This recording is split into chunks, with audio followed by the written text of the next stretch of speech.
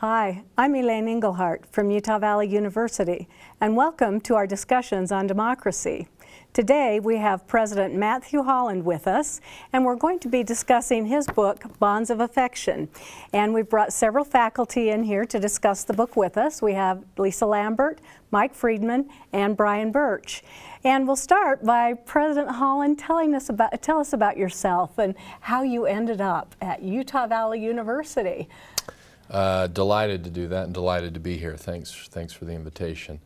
I am a Utah County boy. I was born in Provo, Utah. I was almost born in a Volkswagen Bug on the way to the Utah Valley Hospital.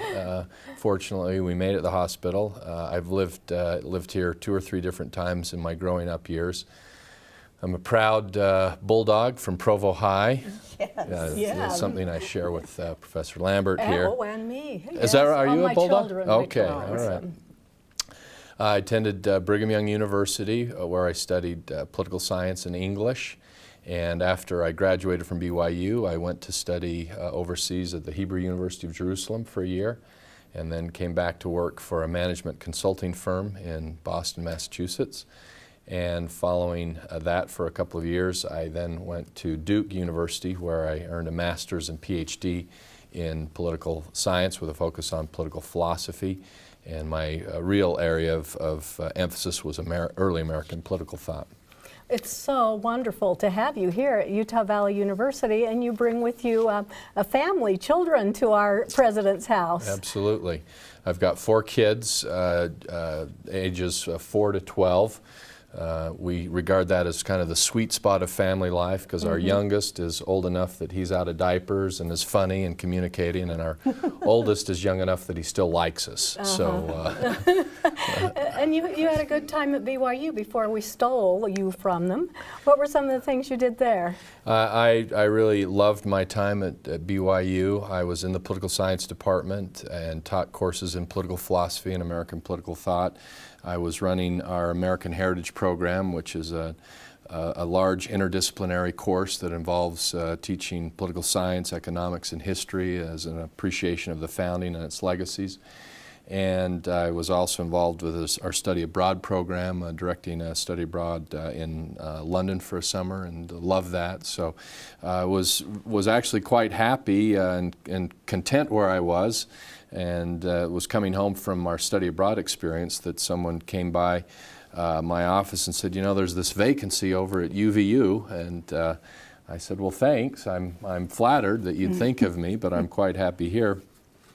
But a number of other people talked to me about it, and my wife, I have to really give her credit. She very quickly said, that would be a great spot for you, and I think you'd do a great job and you'd enjoy it. And so the more I looked into it, the more enamored I became with UVU. It had changed a lot from the institution I knew growing up in the Valley, and it was playing such an important role, and in an exciting time of transition. It seemed like something great to be a part of if you could. And my coming on board has only confirmed all of those estimations. The people here are fantastic. I think the future looks bright and exciting.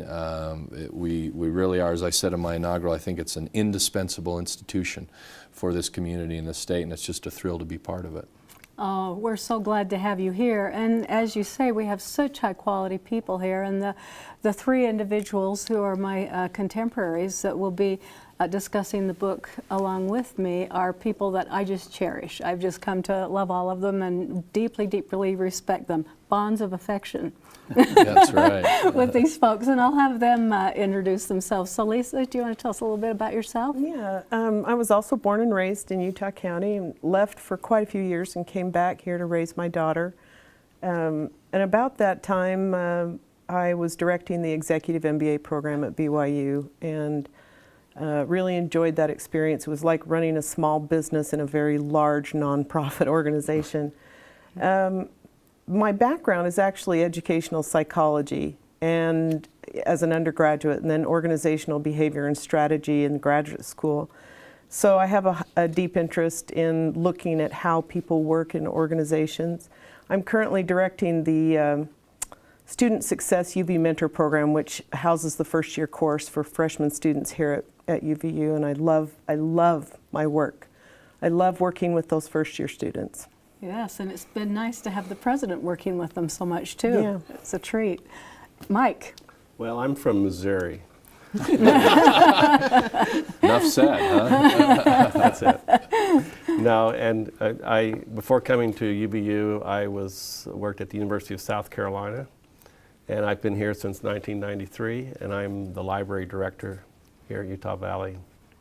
And we've come a long way since 1993. Yes, we have. We've come a long way in volume, in space. The new library is phenomenal. So thank you for all of that. Good vision. And Brian Birch, do you want to tell us about yourself and some of the amazing experience you've had here? Well, I have to say that I'm a proud graduate of the University of Utah, which makes me a bit of a minority here, with the exception of Elaine. I'm a Salt Lake native, emphasized philosophy and comparative religious thought in my undergraduate experience, stayed on at the U to get a master's degree, and then journeyed from there to Claremont Graduate University, where I pursued a PhD in philosophy of religion and theology. And my real passion is comparative religion and interfaith dialogue and issues of pluralism and tolerance.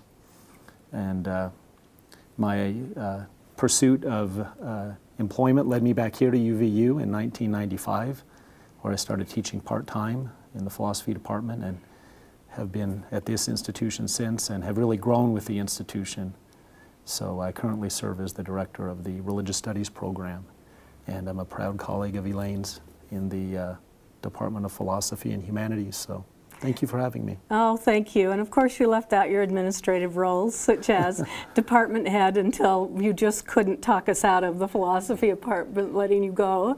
And well, I'm a reluctant associate dean. administrator, so I did Yes, serve for 3 years as department chair. And associate director of the Center for the Study of Ethics. And Brian is tireless in giving back to UVU. So I hope you'll find that about all of us, that we really love it here. I've been here 32 years and Very obvious. like another home. Yeah, absolutely. So what got you so fascinated with this topic, this bonds of affection, and looking at Winthrop and Jefferson and Lincoln and how their works seem to intertwine? Sure. Well, I went to, when I got to Duke, I was still trying to figure out what kind of a scholar I wanted to be, what area I wanted to work in. And I'd had a late developing interest in political philosophy. Earlier in my undergraduate experience, I was interested in politics proper, political science, the behavioral science approach to things. And but as I got more interested in philosophy, I thought, well, maybe I want to focus in on that. And one of the attractions for me for going to Duke was that it had a very broad faculty in political philosophy and an offering in American political thought. And for me, American political thought was a kind of a nice nexus between the theoretical and the practical. Mm-hmm. It was the reading of philosophical statesmen, but statesmen who were wrestling with real-world issues in concrete moments of life. And so that had an appeal to me. So I was back at Duke and progressing through my program and trying to figure out what I wanted to do for a dissertation topic, and I was considering lots of different thoughts. And then from a very personal perspective, I got thinking about, political philosophy is at the end of the day a quest for the answer about how should our civic society be organized in ways that accord with notions of justice and truth and right. At least that's what it means to me. And as I got thinking about it, I come from the perspective of being a believing Christian. And there are passages in the Bible that talk about, the Apostle Paul says, let all your things be done with charity. And I began thinking, well, what if we were really serious about that, and that all things meant all things, including our political life? What would it mean if we really were to take our political life seriously as something that we enter into from a position of charity, as it's talked about in the New Testament, love for God and love for fellow man in the highest degree? And I thought, I haven't really encountered much of that in my readings. I'd been an undergrad in political science and now had gone through a fair number of courses in graduate school. I'd encountered concepts of liberty and democracy and representation and separation of powers and constitutionalism, but never charity. And I thought, well, how might I approach that issue? And just that thought, I think, opened me up to something that I quickly discovered as I was reading through the tradition of American political thought, which is that charity was all over the place.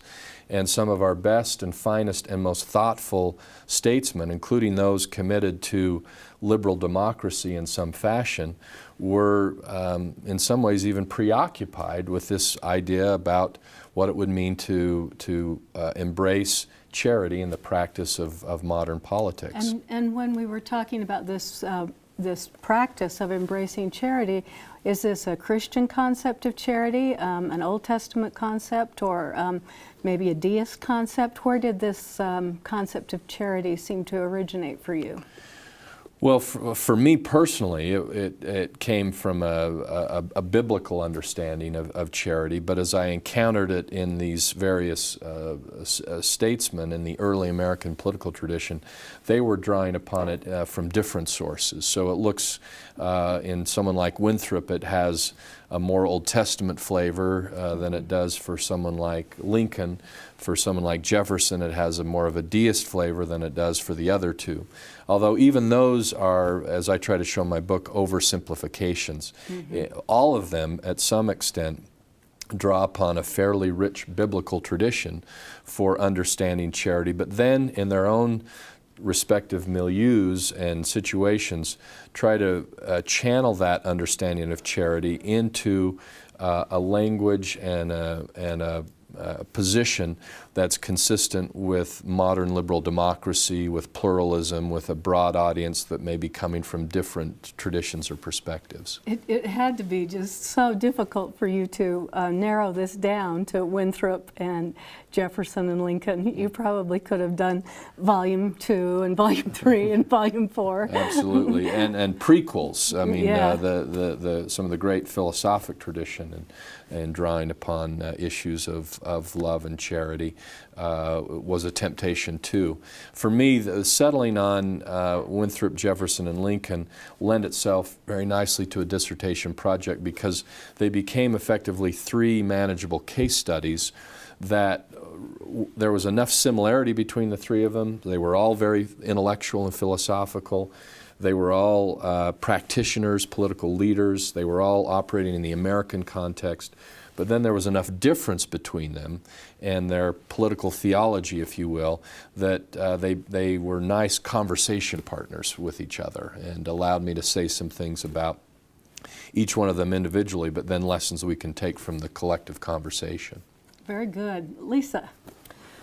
One of the things that drew me to this book was the title, of course, and the concept of charity just in everyday living.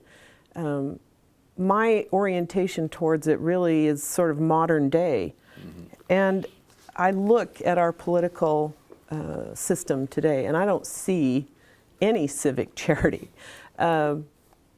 Maybe that's a little too strong, but it seems like we have really lost that concept. And so I guess I'm wondering, do you observe civic charity today? Do you observe it? Do you see anywhere where it informs national aspirations and identity in any broad sense that informs the political process? Well, let me say a couple of things in response to that. I had a very astute editor that I enjoyed collaborating with. He made the observation, said, there's something both hopeful but also a little bit alarming about your project because the civic charity was effectively a new concept. At least it was a term I was introducing to the scholarship. And he said, we tend to only name things when they're disappearing, something you've had around you, and then you say, oh, where's it going? And let's name that thing and try to resuscitate it. So there is some of that going on, that in some ways the book is a critique of modern America and what we don't see enough of. On the other hand, the fact that we can name it, that there's an appetite for reading about it, that it builds off of a tradition that hasn't died, suggests that there are embers, at least, maybe something more than embers, but there is still something there within the tradition that can be drawn upon and needs to be drawn upon. And then the third thing I would say is that if you look at the case studies that I've used, there's hope there too, because one of the reasons these figures stand out is because they practice charity at really difficult, even low points of American life, at least in the case of Jefferson and then obviously Lincoln. As bad as things are today, we're not shooting each other. So in some ways we're better than we were in 1865 in terms of learning to cohere in a pluralistic society. So for me there's a simultaneous message of hope and critique in the naming of civic charity and calling for its resurgence. Well, I think this book should be required reading of anybody who's running for political office, frankly. We need to just have you read it. Do you understand it? Well, I think Brian has a follow-up for you on this one too. Well, I really enjoyed reading how you situated Lincoln between Winthrop and Jefferson, where Winthrop was perhaps too hot and Jefferson too cold, and Lincoln just right. I wonder if you might talk a little bit more about that, because Sure. I think it leads to some very interesting questions about this kind of awkward middle space in terms of acknowledging God in public affairs, but not doing so with any degree of specificity. So. Okay, well, thank you. That's a great question. As I begin the work, I start with a kind of a march through modernity, showing how some of the great thinkers of the modern tradition argued in such a successful way, and from very different angles. People as different as Machiavelli and Locke and Nietzsche and Freud, that the culmination of that was really to push charity out of the public sphere, so to speak, that really isn't appropriate to have a religious theme or norm as a basis for civic life. Some of those arguments, to my mind, are better than others, but the impact is that it really had that effect of kind of sequencing off charity as a notion. One of the things I think you see with the opening chapters on Winthrop is that there is reason for that, and that there were challenges with Winthrop's regime, because in the very name of charity, some very bad things happened to people. Now, I do try to rescue Winthrop. I think he's painted with too broad a brushstroke by many people. The Puritans are in general. There's a lot to recommend to his position, but there were problems that led to what Locke called unchristian charity in that early Boston community. But then Jefferson, in an effort to kind of live up to those norms of modernity, goes, I think, too far the other direction in taking out from the public sphere. He wants to retain charity, but with really kind of trying to strip it of any of its deeper theological meanings and implications. And for me, Lincoln comes back in and does play a kind of a middle road between these two positions, where, like so many Americans, he continues to embrace a belief in a providential God who has made a call to the people of the earth to practice love as the highest obligation of ethical, moral, religious life.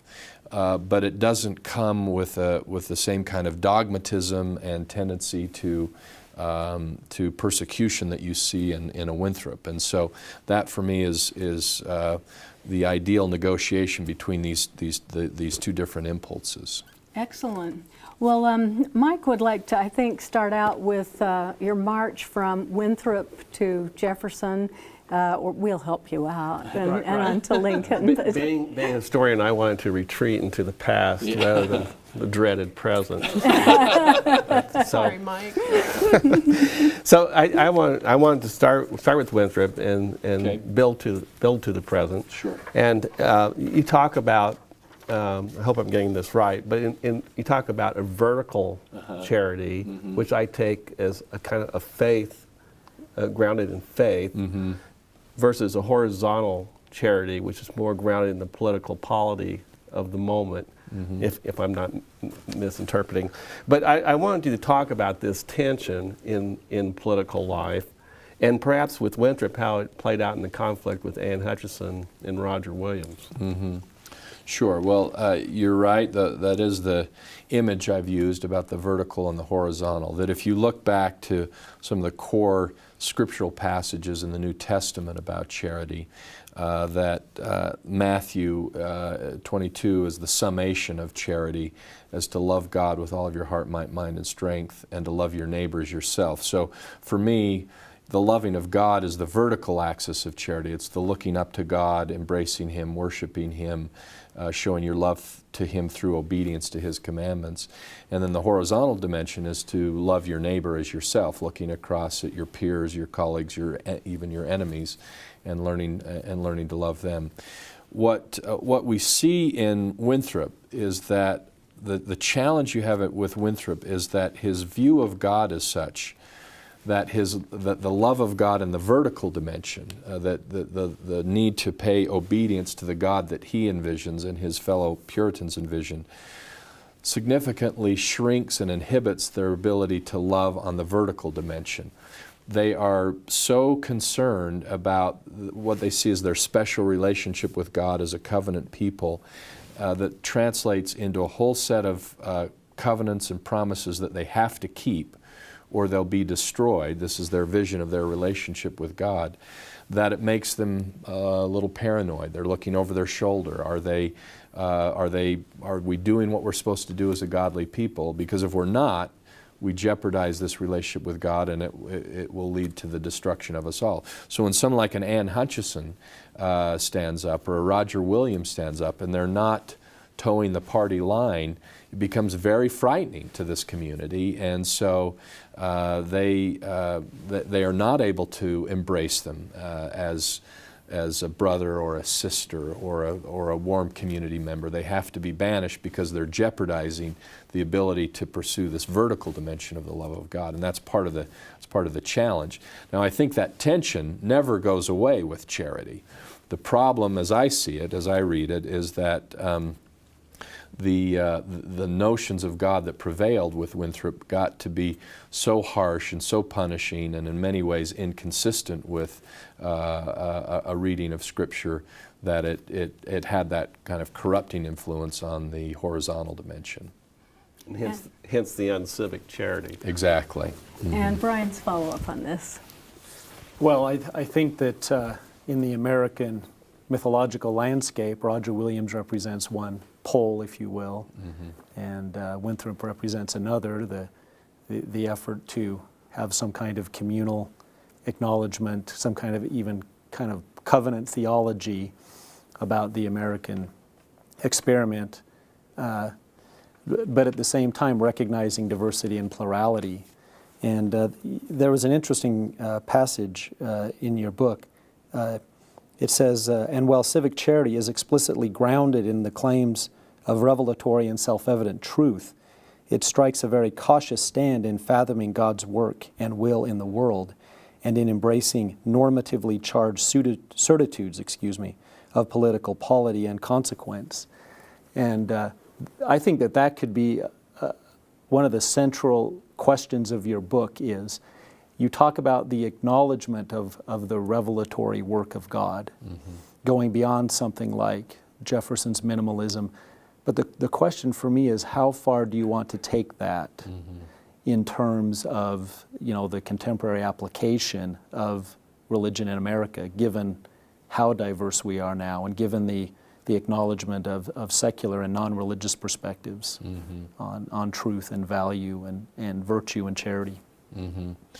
Well, I do think it does go right to the heart of the implications of the book, and it ties back to your earlier question about Lincoln, that one of the things I think Lincoln does is, I try to make the argument, is he's in some ways he's more Puritan than the Puritans. The mistake I think that Winthrop makes was and his fellow Puritans was a kind of inconsistency with their theology. these were Calvinists, and Calvinists, if they were really reading their Calvin, believed that God was beyond comprehension. Part of the reason that you have the concept of the earthly calling is, and that you were engaged in the world, is because you couldn't know God well enough to try to become perfect like Him and live in some ascetic life of discipline. You were a human being because you didn't know exactly what it is God wanted for you if you're never elect. The problem is that kind of stopped there, and then with everything else, they seemed pretty sure about what God thought and believed. Lincoln, on the other hand, he never went into a complete sort of postmodern or sort of more radical postmodern view that nothing could be known in terms of a moral kind of truth perspective, that there were truths out there, that they were constant, that they were true across time and space. But he was very conscious of the fact that God's ways were higher than man's ways, and you had to be very reluctant about trying to translate what you took to be God's will into applied political practice. And so there's a caution even from the beginning with that notion of charity, that we will conduct ourselves with love, and in part that love is facilitated by this cautiousness about exactly what it is God intends for us in terms of how we live with one another from applied political practice.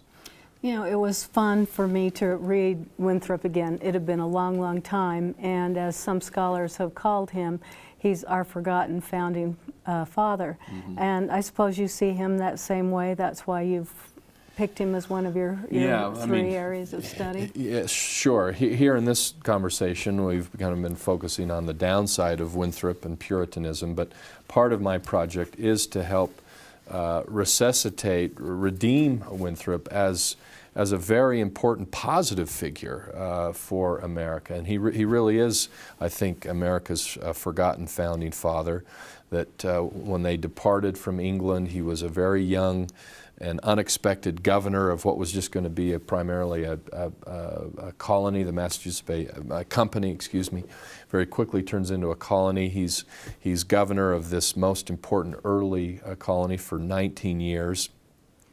And for all of the limitations we've talked about and some of the persecution and narrowness of Puritanism, Winthrop himself was a remarkably charitable man, I think much more so than many of his colleagues. And the fact that he continued to get reelected says something about the community that kept electing him. They saw something good and noble and charitable in him. Brian, you talked about the polls of Roger Williams and John Winthrop. What few people know is that behind the scenes in their private correspondence, Roger Williams loved John Winthrop. Mm-hmm. He said he was the most kind-hearted and fair-minded man I dealt with in that community, and Winthrop went out of his way to help kind of protect Roger Williams when he was running into troubles with some of the more aggressive members of that community. And so there's a lot that could be said about that contribution, but in terms of how he lays the groundwork for democracy, the practice of congregationalism, the way he extends the franchise to all male members of the community, which sounds, very sort of old school right now and archaic, but by the lights of those days was the most progressive democratic polity anywhere in the West. You have to give him real credit for what he did to lay the foundation for a democracy and a charitable democracy at that. It's true, isn't it? And as we move on into Jefferson, Mike's going to give you a question, but we can see that Winthrop's equality is going to move right into Jefferson's equality for everyone, and other than women and slaves. And it was slow in coming. Yeah, it was slow in coming. Mike. Well, I did want to move to Jefferson, to go from the hot to the cold. But as a way of getting to Jefferson, I want you to distinguish between Christian charity mm-hmm. and civic charity. Mm-hmm. And it seems like a good point to do that, perhaps, with Jefferson. Sure. And how would Jefferson, Jefferson was not a Federalist, and was leery of proactive government. And so how would Jefferson had seen the role of civic charity in government? Yeah. Well, the point of departure for my analysis with Jefferson is his first inaugural, and I think it's an especially rich Jeffersonian text. A lot of people don't know this. He only gave 2 speeches as president, his first and second inaugural. He was shy. He didn't like public speaking. And so we tend to equate Jefferson's life with the Declaration, but there he was a very young man. He was writing for a committee. It got heavily edited by a larger committee. It's not a particularly purely Jeffersonian document, whereas the first inaugural is something written at the height of his political powers and in his, I think, intellectual maturity. He was at that time really concerned about what was happening in America, the split between the Federalists and the Republicans, or Democratic Republicans. This comes back to Lisa's point. Again, Jefferson's notable here because things had gotten so bad. The politics of that election in 1800 was as bad as anything we see today. And he didn't think that we could survive as a polity and continue to treat each other like that and have that kind of animosity. So he began looking around, and because of a number of influences, Benjamin Rush, who was effectively an evangelical of the day, who was trying to convert Jefferson, they were having conversations.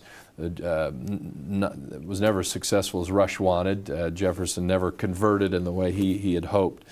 But Joseph Priestley was a rationalist chemist from England who was writing about a rationalist Christianity. These things were circling around in Jefferson's mind and in his personal reading moments and conversations, and transformed, I argue, his views to some extent with respect to Jesus Christ. I think in his earlier career he was at best agnostic, but probably in all reality hostile to Christianity, of traditional Christianity in some forms. But he came to see, as he said, Jesus Christ as the greatest moral teacher and reformer of all time, and that his teachings on love in particular and benevolence were the greatest morsel of ethics ever. And so he embraces those, and you can see evidence of that in his first inaugural, that these themes of charity, which we know from behind the scenes he's drawing from the New Testament, are part of his politics, his political philosophy.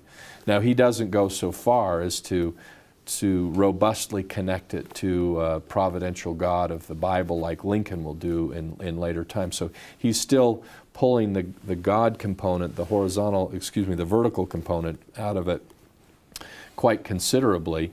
But to say this is just purely a deist thing or a humanist thing or some purely secular notion is simply inaccurate. He was being fostered in his ideas and his beliefs here by encounters with scriptural texts. That leads to an interesting point, I think, because one of the, perhaps an undercurrent of your book is the idea that both Lincoln and Jefferson, in their more mature years, developed a softer view of religion and the value of Christianity. And I wonder if that was what you had intended and what its implications might be for society as a whole. Yeah. Wasn't anything I intended. It was just kind of what I discovered. I knew from, as I started into the project, I'd read enough Jefferson to know that there was some sort of charity thing going on there. What I didn't know was the story. It's not a well-told story in our American political tradition. And so part of my job as a scholar was, even as I'm wrestling with the philosophical and theological challenges, was to help get the story right about the transformation that he makes.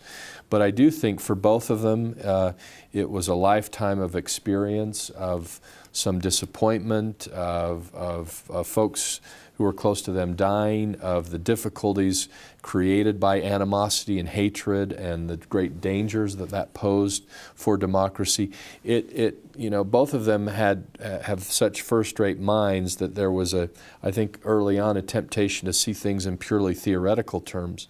But then in the practice of politics, in the day-to-day engagement of it, when they see the damage that can be done when we're filled with hatred for one another, as opposed to finding some degree of mercy and compassion and forgiveness even in the midst of our differences, I think that just took some life experiences to build up in them and lead them to greater sympathies to some of these other sources. Elaine, I have a question that can follow nicely after that, I think. Great. I find it at once hopeful and disturbing that both our modern day political parties claim Lincoln.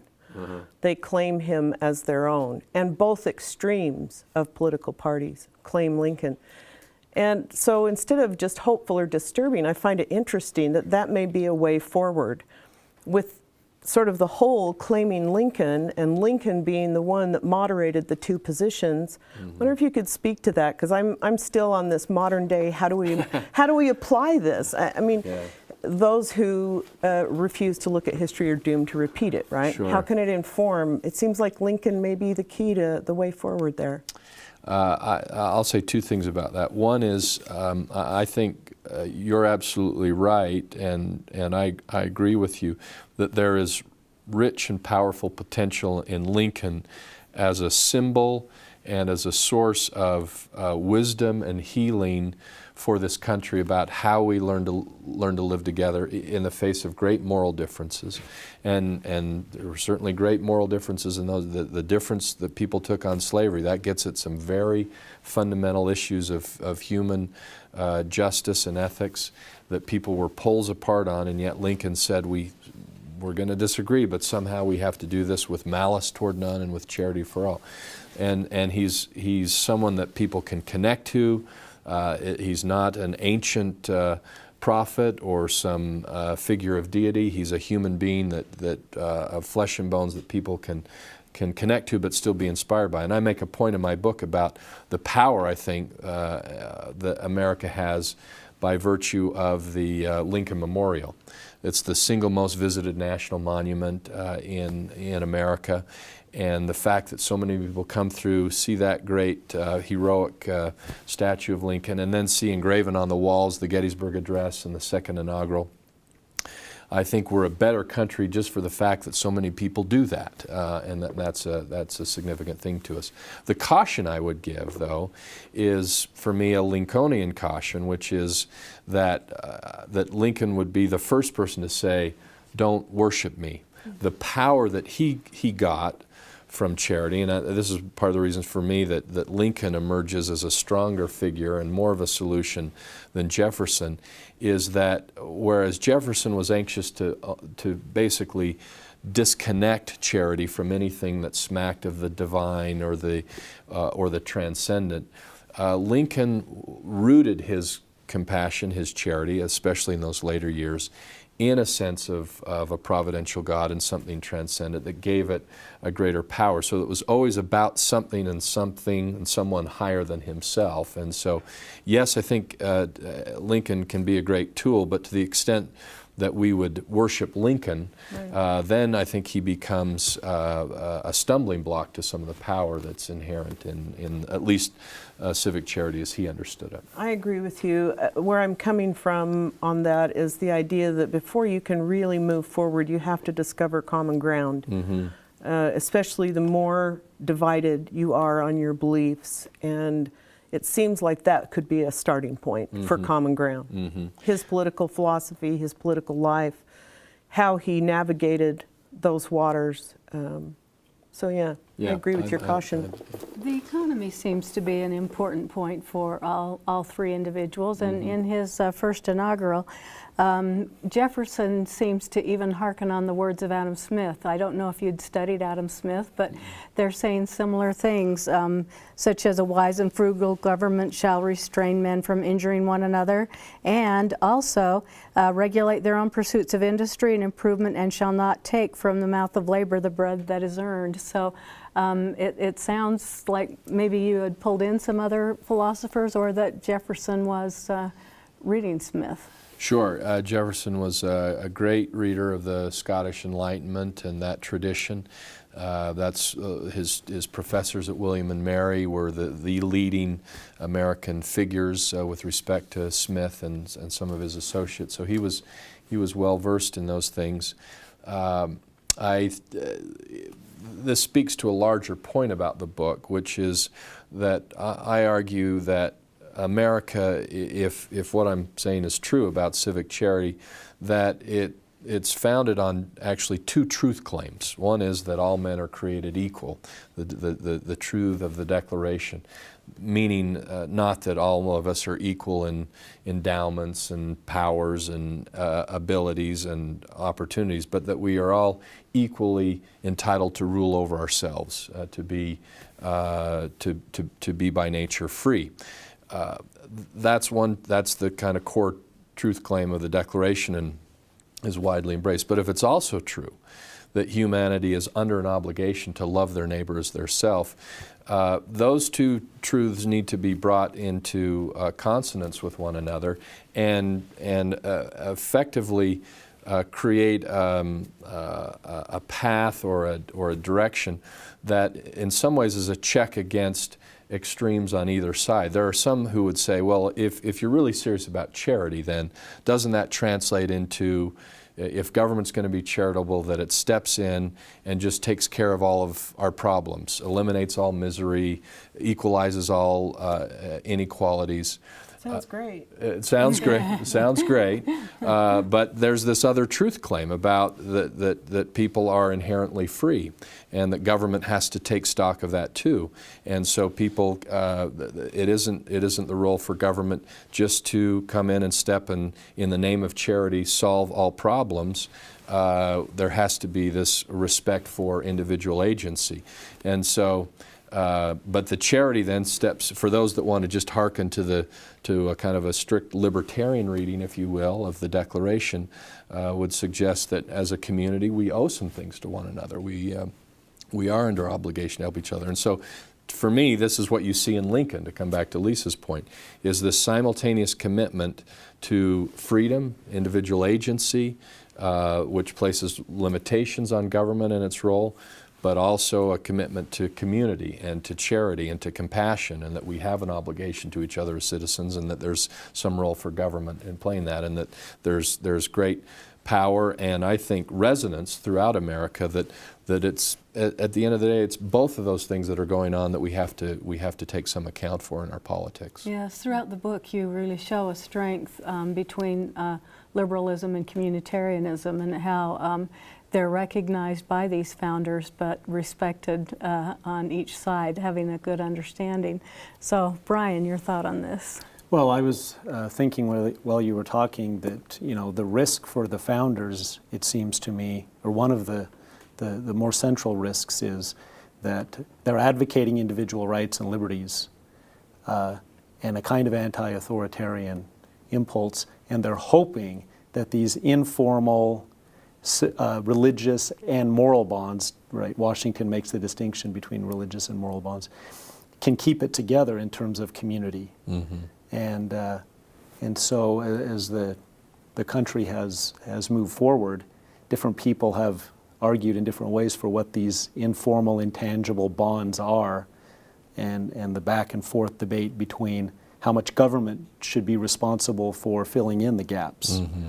Mm-hmm. where individual liberties might leave some, marginalized or impoverished or otherwise rejected by society. Mm-hmm. So I wonder if you could speak perhaps to the idea of what is it that's intangible about charity, and how could it apply to a robust, pluralistic society that we have now, mm-hmm. with Muslims, sure. and Jews and Hindus, all living together, even in Utah County and Salt Lake City and other sure. places in the country. Well, first of all, I think you're right about the view of the founders, which was that you couldn't solve all of these issues about how we live together in civil society through government alone. As brilliant as the Constitution is in terms of channeling human nature and creating checks and balances to keep the worst impulses of our human nature moving in a direction that actually has a positive outcome. Madison, Washington, they all in various places would affirm that that wouldn't be enough. There would have to be this sense of human virtue. There would have to be matters of personal integrity, matters of concern for one another, that if those don't exist as both kind of lubricant and adhesive, if I can kind of mix those metaphors for society, you're really going to be in a tough spot. What you're not going to have is very much freedom if those things are gone and government has to step in and take care of all of those problems. And so that's exactly right. But the second part of your point, your question, I think leads to a kind of a qualification for some of the things Lisa and I were talking about, which is, yes, I think Lincoln can be, someone like Lincoln, who was sensitive to some of these very trade-offs and navigated it so well and appropriately for his time, is a figure from the past. The world is different than it was in 1865. And if one of the lessons that I take from the scholarship of my book is that part of the brilliance of Winthrop and Jefferson and Lincoln is that they were men attuned to their times and to the polity in which they lived. And so civic charity looks very compelling with Lincoln in 1865, but I don't think that means you can just superimpose it on what we're facing today.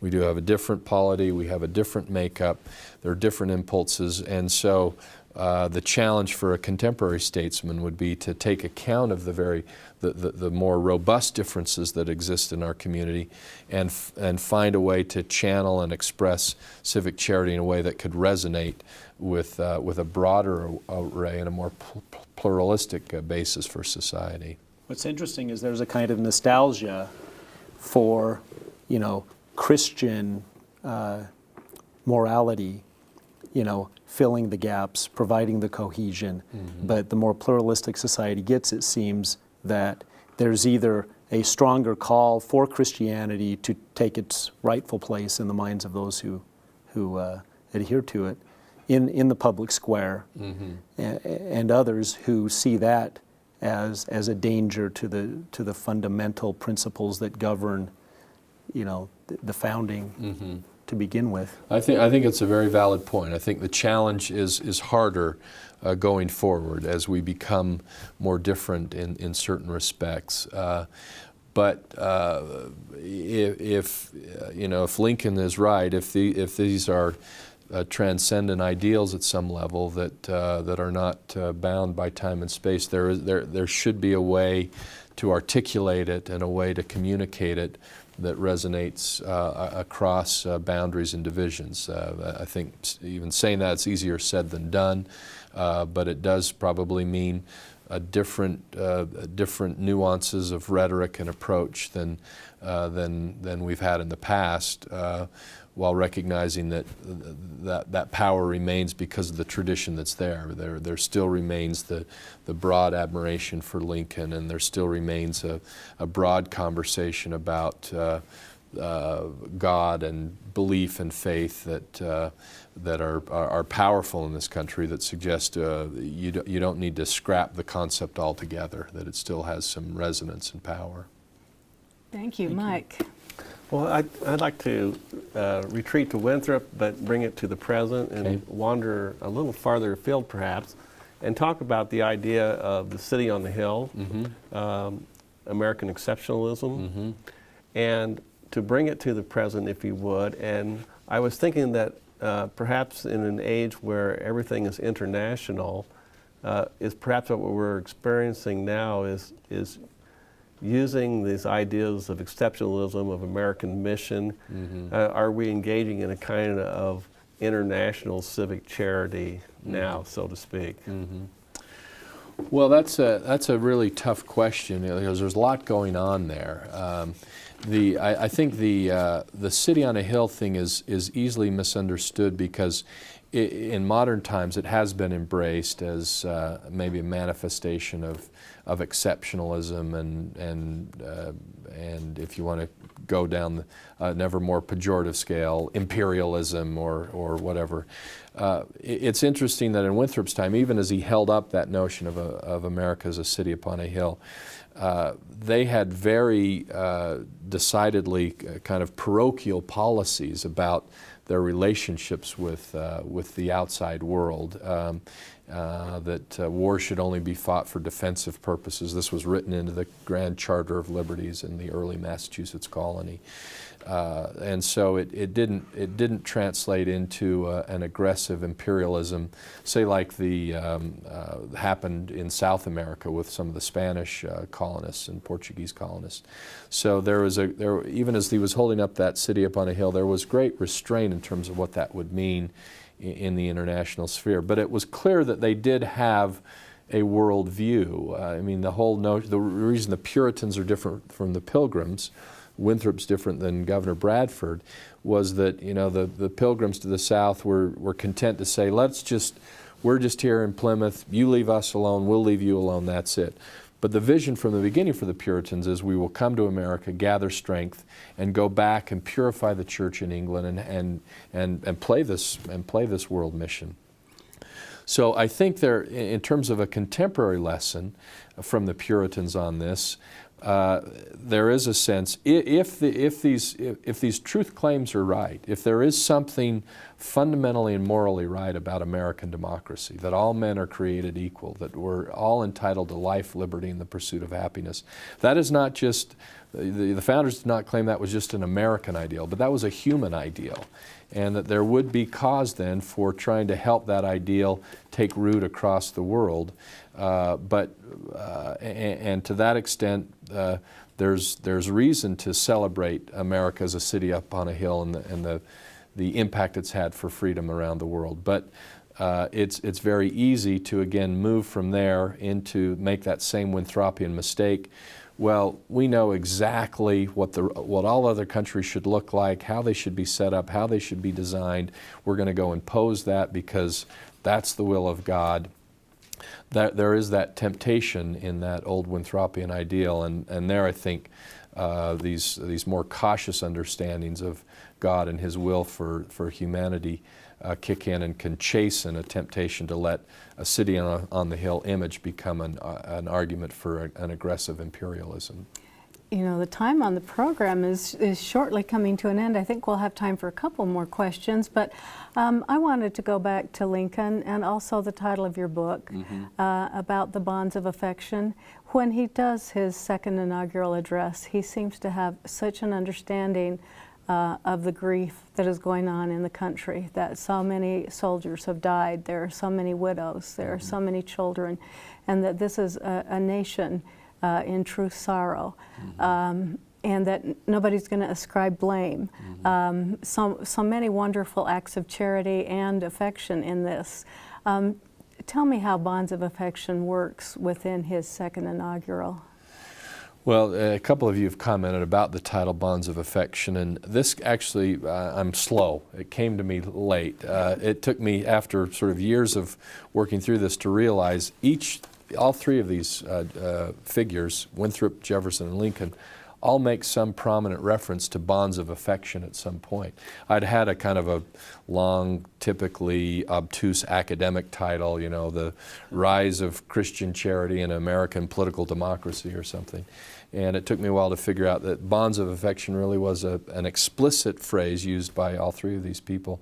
But to bring it to Lincoln, I think he absolutely felt bonds of affection. This was not just a theoretical exercise for it, that he was like this to begin with, but I think if you read his biographies carefully, you see that each year he becomes a more and more sensitive soul that way, where he really feels empathy and compassion for people who are grieving.